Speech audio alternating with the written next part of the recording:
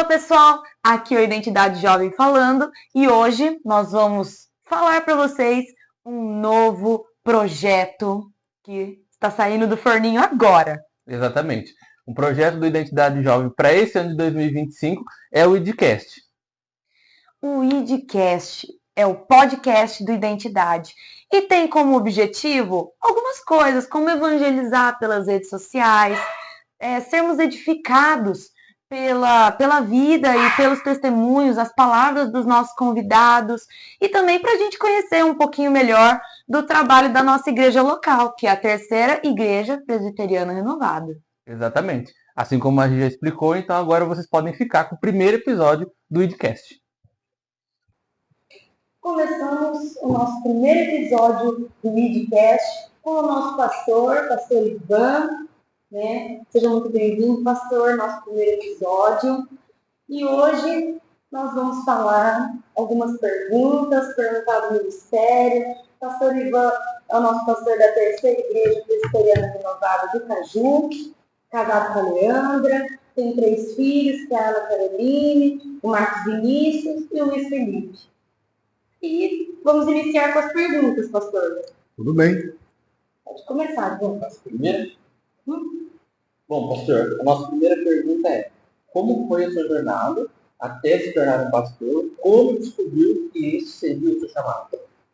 Então, queridos, primeiramente eu quero agradecer a Deus por esse convite, e dizer para vocês que eu estou feliz em saber que Deus preparou um trabalho tão especial assim, dentro do nosso trabalho de identidade jovem, que faz parte da nossa igreja, e eu ser o primeiro, para dar o pontapé inicial desse programa que eu tenho certeza que vai ser abençoado, e que vai alcançar muitas almas aí, beneficiar muita gente que vai assistir, eu tenho certeza.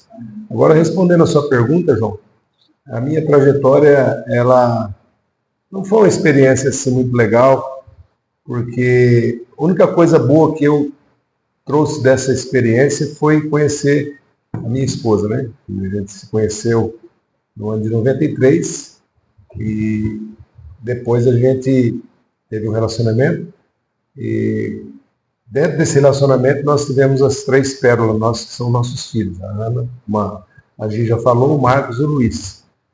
E quando eu cheguei a conhecer Jesus, foi através de uma necessidade, Eu não fui para a igreja por amor, como muitos já chegaram, e eu acho que esse é o caminho mais fácil quando a gente faz isso por amor.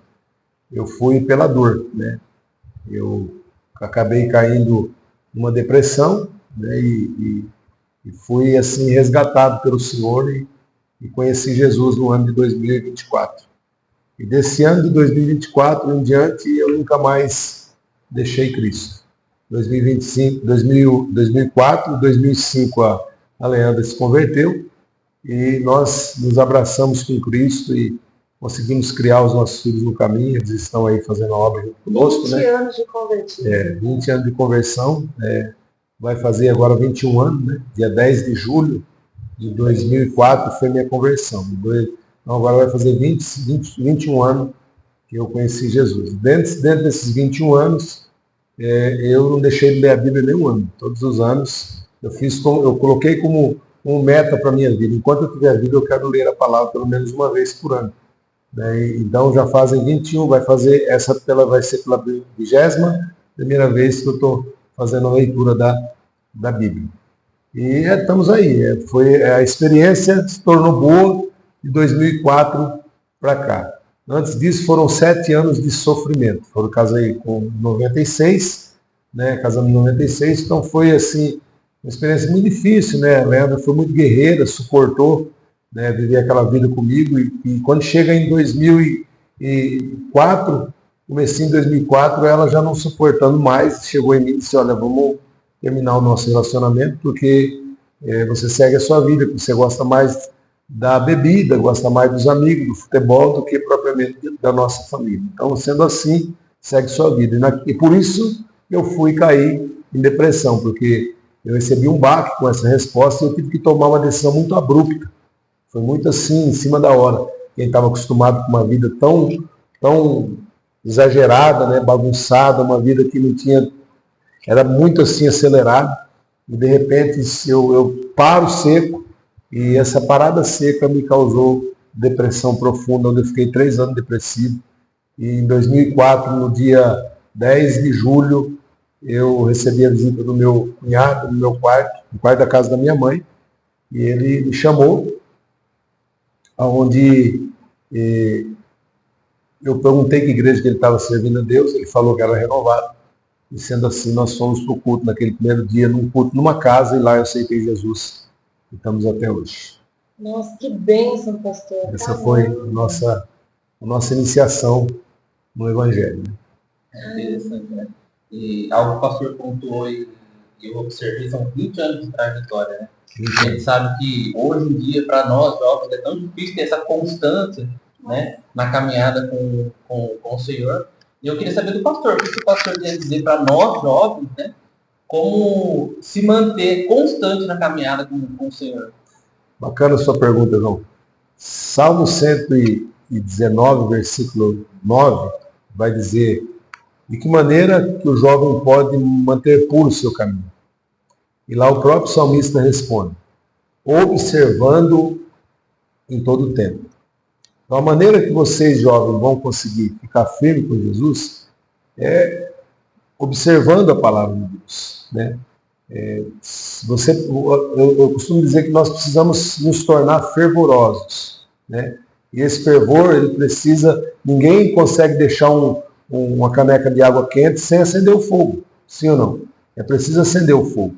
E o fogo é a presença do Espírito. E para ele não apagar, é a oração, é a leitura da palavra, é o jejum. É isso que vai sustentar e fazer com que vocês, jovens, não desejem conhecer as coisas que tem nesse mundo aí fora, ou, para quem já conheceu, querer voltar de novo para lá. A única coisa que sustenta jovem na presença de Deus é a verdadeira palavra, é uma vida de devocional, de oração, de jejum, leitura da palavra. É isso que vai sustentar vocês. Eu estou dando a receita do que eu vivi. Naquele dia em diante que eu entreguei a vida para Jesus, eu falei assim, a única coisa, eu era um bêbado, eu era um viciado. Eu falei, e viciado, uma vez, eu orando a Deus, o Espírito Santo falou muito forte isso. Uma vez viciado, viciado para sempre. Você precisa mudar só a qualidade do vício. Eu era viciado em bebida, né? E Paulo falou em Efésios 5,18. Não vos embriaguei com vinho de acontenda, mas enchei-vos do Espírito. Então, eu deixei de ser viciado na bebida para ser viciado no Cristo. E esse vício me fez muito bem, ao contrário da bebida, que só me machucou, e fez mal para minha família. Quando eu entreguei a vida para Jesus, eu falei, por isso que eu falei, eu vou ler a Bíblia sem parar. Eu leio todos os dias um capítulo, eu já cheguei a ler 2 vezes no ano a Bíblia. Quando na conversão, naquele primeiro amor, eu estava tão apaixonado que eu li 2 vezes a Bíblia em um ano. Né? Cada 6 meses uma vez, depois outra vez eu li de novo. E depois as sequências foram de um ano. Né? Às vezes eu já li um livro por dia, fazia propósito de ler um livro por dia. E isso para que eu pudesse me encher e não sentir falta das coisas que o mundo oferecia. Né? Jesus disse lá em João 14 que o mundo ele traz uma paz momentânea, né? Agora ele traz uma paz permanente. Né? Deixe-vos a paz, não vou lá dou como o mundo dá. Então o mundo dá uma aparente paz. E agora, se você experimentar da paz que eu experimentei, você vai ter certeza, eu tenho certeza que vocês que já têm não vão querer mais deixar. Então, que é o conselho? Leitura da palavra, oração e evangelismo. Quanto mais você fala do Senhor, mais você deseja ter para falar. Você consegue ver a transformação das pessoas. Aproveitando que o senhor falou de evangelismo, tem uma pergunta aqui que é um pouco assim, polêmica. Que ela diz assim, sendo o senhor um pastor, como é evangelizar, pregar a palavra para um parente que não é convertido? Então, o próprio Jesus disse, né, gente, que o profeta da casa não tem honra. Não é fácil, né? Não é fácil porque as pessoas, a maioria, vou dar um exemplo no meu caso. Os meus parentes conheceram o velho homem, né? Eles conviveram com o velho homem, sabiam quem era o velho homem. E para hoje eles aceitarem uma palavra ali, eles precisam ter visto transformação. Isso já aconteceu, né? Já viram essa transformação. Só que cabe a mim, se eu estou desejoso por evangelizá-los, eu preciso começar a orar para que as escamas dos seus olhos caiam e esses paradigmas sejam quebrados. E depois que o paradigma for quebrado, fica mais fácil. E a gente que deseja evangelizar um parente tem que estar sempre aproveitando as oportunidades. As oportunidades aparecem sempre, né? E quando você encontrar uma, você entra e você deixa igual você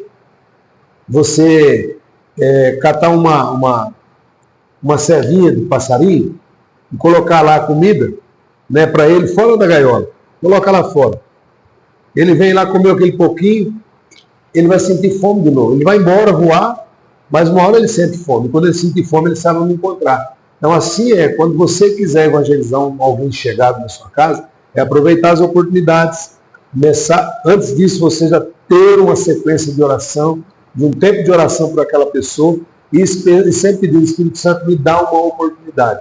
E ele vai aparecer com a oportunidade. Quando ele aparecer, você vem com uma comida boa, temperada, como a Bíblia diz, tem que ser bem temperada, não pode ser muito salgada, nem insossa, né? Tem que ser bem temperada. Porque aí, se ela receber aquela palavra bem temperada, e seja pouquinho, ela vai, um pouquinho ela vai voltar. Ela vai e vai voltar. E você vai aumentando a dose, aumentando a dose, aumentando a dose. Daqui a pouco você vai ver que aquela pessoa vai falar, eu quero servir a Deus onde você está servindo a Deus. Eu acho que é dessa maneira. Né? Verdade. Acho que sim. Bom, a segunda pergunta seria, pastor, o que o senhor acha, né, do rótulo que as pessoas dão para as igrejas presbiterianas como a nossa, né? Chamam-as de frias. Porque tem até um meme, as pessoas brincam, né, falando que as igrejas presbiterianas são muito frias por causa da liturgia. O que o senhor acha disso? Assim, as pessoas confundem muito, né, a nossa igreja, que é chamada Igreja Presbiteriana Renovada, que saiu da igreja presbiteriana do Brasil e também da Igreja Presbiteriana Independente. Saiu um pessoal daqui do Brasil e saiu um pessoal daqui da Independente. E esse grupo que saiu daqui, saiu de boa daqui. Então, nossa igreja tem algo muito interessante, né, e muito abençoado por Deus, porque não foi uma igreja rachada. Saiu com a bênção dos líderes aqui. Foi quando veio a chegada do Espírito Santo nos anos 60 e 70, e o fogo apareceu na Igreja Presbiteriana do Brasil. E alguns que eram mais tradicionais não aceitaram as manifestações do Espírito. Então ali se formou um grupo que acabava o culto lá, eles iam para as casas, iam orar, iam ler a palavra, e eles passavam a noite orando, e a liderança daqui ficou sabendo disso. Eu chamava para conversar. Vocês vão continuar? Não, nós estamos desejosos de continuar dessa forma. Então vocês têm a liberdade de sair e desenvolver o pensamento da forma de vocês, e nós aqui não temos a intenção de continuar, de que essa manifestação fique aqui dentro.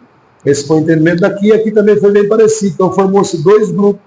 Então em 1971, né, eles se romperam com as suas igrejas e formaram esses grupos.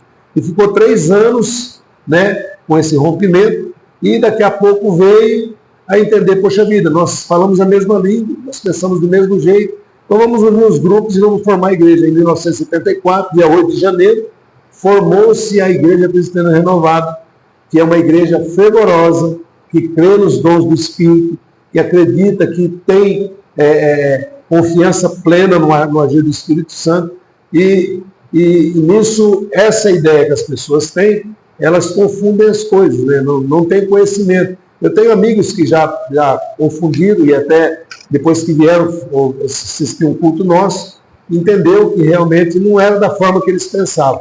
Não tenho nada contra, pelo contrário, nós somos criação, formados aqui nessas duas igrejas, né? Apenas o nosso entendimento sobre o Espírito de Deus é diferente, e por isso que formou-se a nossa igreja. Então a nossa igreja é uma igreja avivada, é uma igreja que crê nas manifestações do Espírito de Deus, uma igreja abençoada e fervorosa, né? Por isso que nós temos o nosso louvor, que ninguém detém, é obra santa, né? Então assim, hoje eu não ligo mais o Gipe, esse tipo de comentário, né?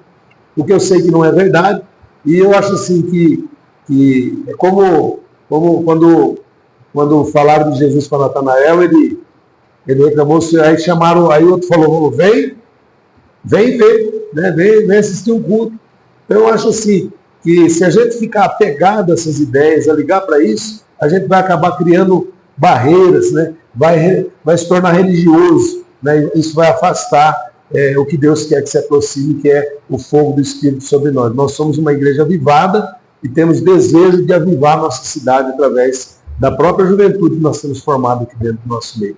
Tá bom? Amém. Amém.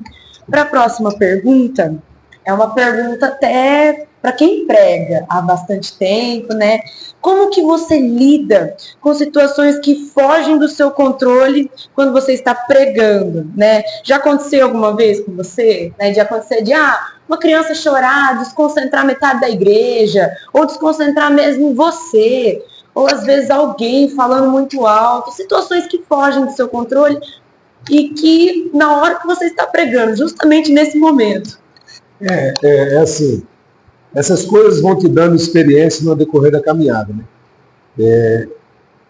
No início da minha caminhada, quando eu comecei a pregar, eu me desestabilizava muito. Eu ficava, às vezes, até perdi o fio da onde que eu estava falando, né?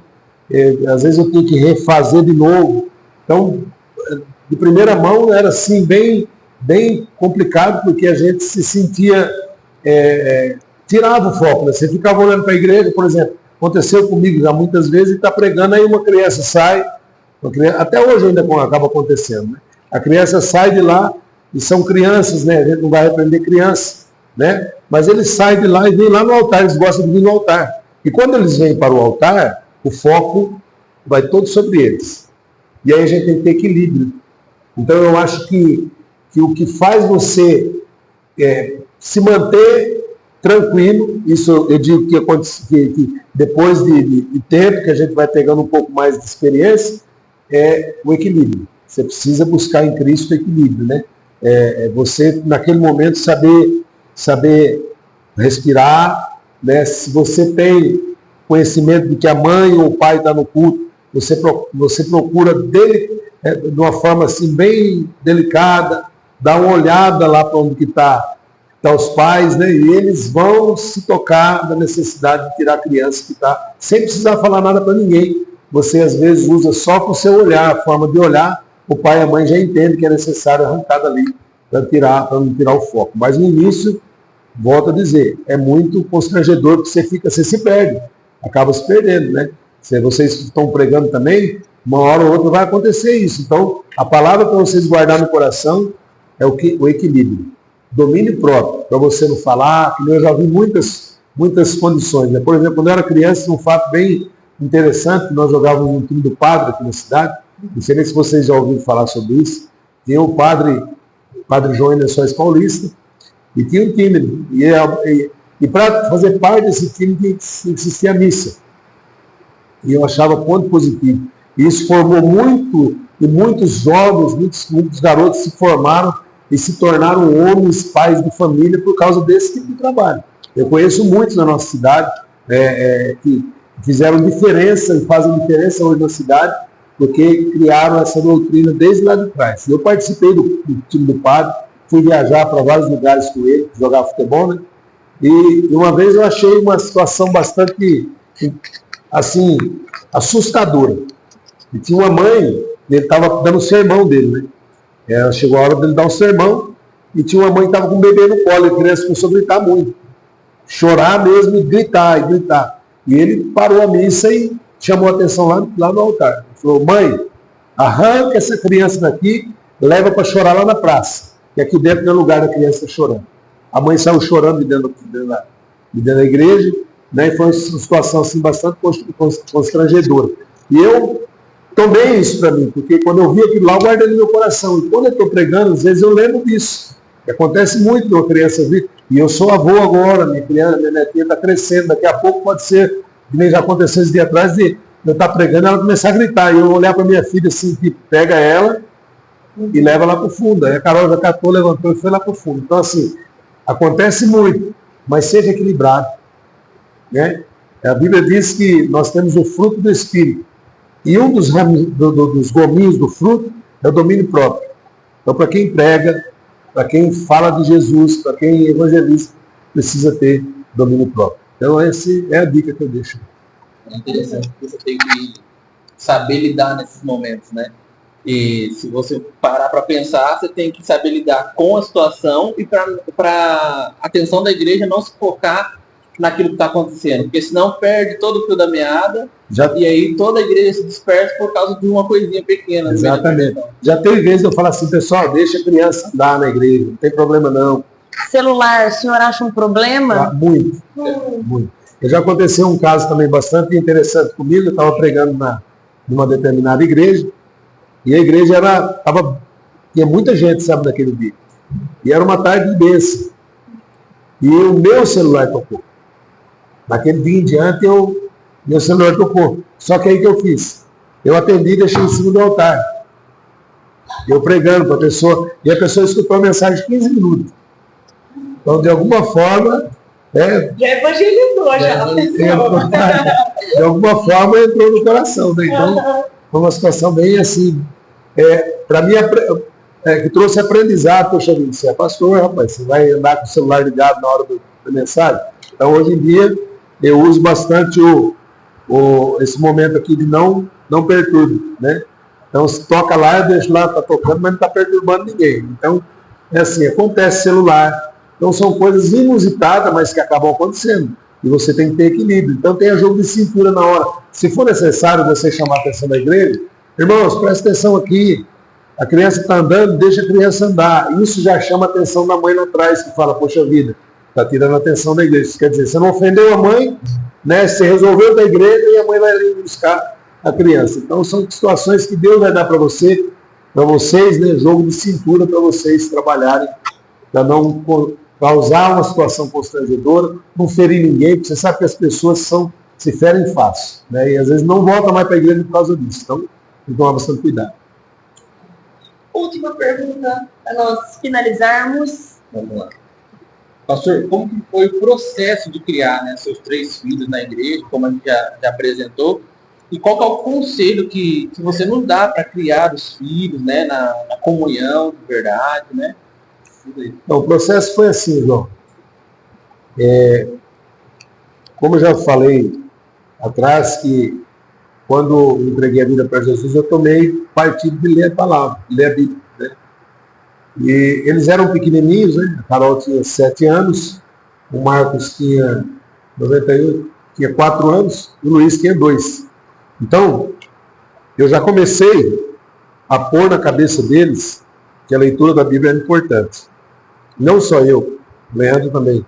Então, a gente colocou dentro do nosso lar uma regra, né, uma regra de fé, que era todos os dias ler trechos da Bíblia com eles. Então, e eles, né, na época, acho que o Luiz um pouquinho mais, ele já sabia falar algumas palavras. Né? Então, a gente foi ensinando. E quando eles aprenderam a ler de verdade, começaram, já estavam na escola lendo, então aí a gente sentou para ler a Bíblia de verdade com eles. Então, cada um lia um trechinho. Então, às vezes, demorava muito para ler só um trechinho da Bíblia. Carol lia primeiro, depois lia o Marcos e o Luiz. E a gente foi colocando isso no coração deles, da importância da leitura. Outra coisa muito bacana na nossa criação dos nossos filhos foi a oração, né? Eu já contei isso muitas vezes, a gente pregando na igreja, contando um exemplo. Muitas vezes, quando eu vou apresentar a criança, eu gosto de falar desses exemplos. Até para que os pais possam pegar, já respondendo junto à pergunta sua. Então, o que acontece? Você um dia vai ser pai, João? Você já vai ser mãe? E isso serve para vocês e para todos os jovens de hoje. O importante é assim, os seus filhos vão precisar ver vocês ter uma vida com Deus. Seu filho vai ter que ver você orar, meu irmão. Ele vai ter que se acostumar a ver o pai dele entrar no quarto para orar, a mãe entrar no quarto para orar, né?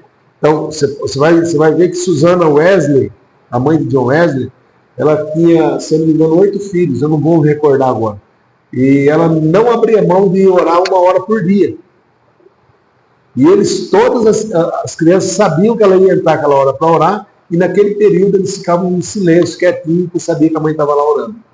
Então isso já foi incutido na cabeça. E a palavra diz lá em Números capítulo 6, incute a criança, ensina, escreve nos umbrais da porta, escreve, sabe, coloca, fala no caminho, conta os testemunhos. Outra coisa que nós ensinamos para os nossos filhos foi testemunho. Isso muito valeu a pena. Então tudo que a gente conquistava, fosse um copo desse, a gente chamava eles e falava, olha, compramos um copo novo, um jogo de copo novo. E só compramos porque Deus nos deu condição. E a gente sempre colocou o nome do Senhor. Você viu aquela travessia de Josué quando está atravessando o Rio Jordão, o povo de Deus? Lá está escrito o quê? Cada um deles pegou uma pedra. E aquela pedra do quê? Memorial para lembrar os filhos de que um dia Deus abriu aquele rio ali para eles passarem para pisar na terra prometida. Memorial. Então vocês, como pais futuros, precisarão ter memoriais para trazer para os seus filhos. E isso vai incutir neles de tal forma que quando eles forem pai também, eles já sabem o caminho.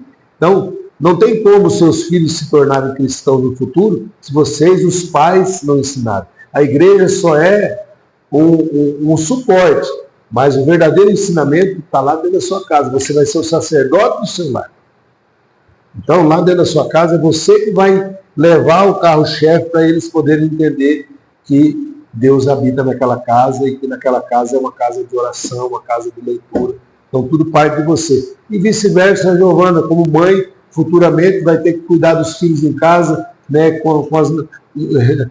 se for aderir à ideia de trabalhar fora, né, vai ter que fazer as duas coisas junto, né? Mas se não, se tiver a oportunidade, uma das coisas que eu queria muito que todos pudessem fazer, né? Eu desejaria muito hoje a minha esposa dentro de casa, porque eu sei quanto que faz diferença de uma mãe dentro de casa. Você criar os seus filhos, você trazer para os seus filhos o entendimento que eles precisam, você ser a mulher sábia que edifica a sua casa. E edificação da casa fala de construção.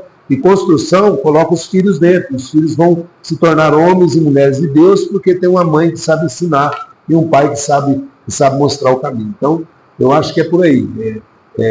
O que fez meus filhos chegarem ao nível de hoje, de serem dependentes da palavra de Deus, foi o ensinamento que eles tiveram quando criança. Por que Israel perdeu a linhagem? Você vê que quando acaba o livro de Josué, é o livro do Juízes, está escrito lá. O quê? Que o povo de Deus começou a fazer, cada um o que achava melhor de fazer. Por quê? Porque ninguém mais conhecia Deus. Meus pais não passaram as informações, não contaram os testemunhos, não levaram os filhos na beira do Jordão alguma vez e falaram, olha, está vendo esse rio aqui? Um dia foi aberto só para nós passar. Mas como foi aberto? Deus colocou, pelo seu milagre, levantou águas em montões aqui. Ó. Quer a prova disso? Vem cá ver as 12 pedras. Olha aqui as 12 pedras aqui. Isso é um memorial, lembrando que Deus operou um grande milagre. Então, tudo que acontecer na casa de vocês, faça um memorial. Para eles poderem fotografia. Hoje é mais fácil ainda. Foto, entendeu? Você vai lá, tira uma foto, coloca lá, Deus nos deu, memorial. Isso vai fazer diferença. Amém, pastor. Nossa, podcast. Um relato aqui, é interessante, o pastor estava falando, e vou até abrir aqui uma história em particular, né? De um reflexo de tudo isso que acontece. Para quem não sabe, o terceiro filho do pastor, que é o mais novo, que é o Luiz, né? Ele estudou junto comigo na época de escola e agora com o entendimento cristão, né? Sendo mais maduro, a gente pode perceber, eu já vi esse reflexo dentro da escola, né? Que enquanto a grande maioria dentro de uma sala de aula comumente, né? Fala alto enquanto o professor está explicando, alguma coisa do tipo, o Luiz, ele era sempre aquele aluno que chegava, sentava na frente, ele era o aluno respeitoso, o aluno quieto, né? E sabia a hora de ouvir, a hora de falar. E hoje, é até gratificante falar isso, né? Que é interessante a gente ver com o olhar cristão esse reflexo pra gente, né? Naquela época que não tinha essa noção. É interessante. Bacana, João. E escutar isso ainda enche o nosso coração de alegria, né? Saber que não era uma coisa forçada, percebe? Sim. Que aprendeu que a gente conversava de mesa, papo de mesa. Nunca deixe faltar mesa dentro da casa de vocês. O papo de mesa, gente, é o que vai sustentar. Papo de mesa não pode ter isso aqui. Papo de mesa tem que ter Bíblia. tem que ter conversa, tem que ter testemunho, tem que ter falar de experiência. Então, quanto mais vocês mostrarem o Santo Livro para os filhos de vocês, que eu creio que vocês vão ter, serão filhos abençoados que farão diferença no mundo aí fora onde eles forem pregar, né? Eu acho assim que não tem coisa melhor do que viver o que a palavra diz. Ensina, inculca, escreve nos umbrais, testemunha. Ele não fala andando pelo caminho, é testemunhando, né? E assim, filho, não pode você falar para ele, olha, o caminho é assim, assim, sabe? Não, você instrui no caminho. O que a palavra de Deus diz? Ela fala que ensinarei no caminho que deve andar, instruir-te-ei, guiar-te-ei pelo caminho. Você falar para alguém parar um carro, onde que é tal lugar, João? Ah, você pega aqui, vai ali, vai lá, o cara tem oportunidade de se perder, porque você está dando dica para ele de longe. Agora, se você fala para ele, não, João, não, senhor, eu estou indo para lá, você quer que eu vou junto com o senhor? Você monta no carro com ele, você vai guiando no caminho. Vai acontecer o quê? O cara vai chegar no alvo. Então, esse é o papel do pai e da mãe. Uau. Criar o filho no caminho e guiar o tempo todo. Isso faz diferença. Nossa, isso é aqui, né, na humanidade. Todo mundo vai ver nas atitudes, no falar, o ensinamento dentro de casa. Não tem, a diferença é muito grande. É lindo. É gritante, né? É gritante, Gil. Nossa. Faz uma diferença muito grande. Que bênção a gente ter esse momento para falar desses assuntos, que são assuntos que precisam ser ditos, Com certeza. precisam ser discutidos, sabe? Ainda bem que a gente usou essa plataforma, essa oportunidade que Deus nos abriu para a gente fazer isso, para a gente conversar sobre isso, e que vai alcançar muitas Com pessoas certeza. através desse trabalho. Com certeza. Muito obrigada, pastor, pelo senhor ter aceitado participar, estar aqui com a gente. Né? Haverão próximos episódios. Poxa, eu estou até ansioso já pelo próximo. Amém. Em nome de Jesus. Me senti honrado, tá? Glória a Muito Deus. honrado mesmo. Apesar de saber que vocês estão conosco aqui, cria nossa praticamente, né? Mas Deus assim está alargando fronteiras, né? Mudando as estacas e dando entendimento e sabedoria para que, hoje nós temos essa oportunidade de usar esses meios, né, para poder fazer a palavra de Deus chegar tão longe. Isso aqui não vai ficar aqui não, vai chegar muito longe, vai expandir aí, porque é propósito de Deus, né? Então, nós estamos fazendo aqui, às vezes a gente quer evangelizar lá longe, não consegue. Um trabalho desse aqui vai chegar longe, em outras terras aí, Glória o nome a do Deus. Senhor será glorificado. Né? Amém. É o Idcast. Exatamente. Lindo, coisa linda. Glória a Deus. Amém.